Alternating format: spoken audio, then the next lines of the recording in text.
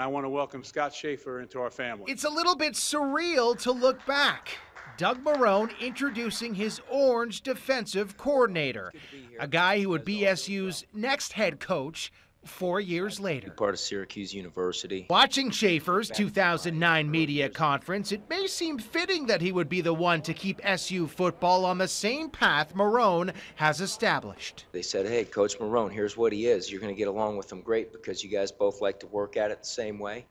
You both have passion to the game, and you both have great respect for the game. Shafer, who coached for Stanford and Michigan before Syracuse, established an aggressive Orange defense, ranked 7th in the nation in 2010, a huge part of that first Pinstripe Bowl win over Kansas State. How big a part do you think Scott Shafer played in moving this team to where they are now along with Marrone?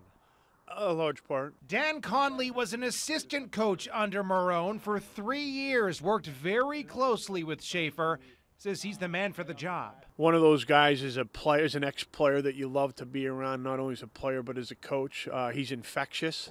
He's went in and just and found players and developed them, and the kids love him. And SU Athletic Director Darryl Gross said on ESPN Radio yesterday that there's no need to change the culture that Marrone and Shafer have already established. You got to look at how do you keep the momentum that we've created. And so that's what our focus is. And we're going to do what the right thing is to keep that going. Shafer's son, Wolfgang, is the quarterback for the Fayetteville Manlius Hornets varsity team, a chip off the old football block. Shafer said when he arrived in town that he was looking forward to living with his family in Syracuse for years to come.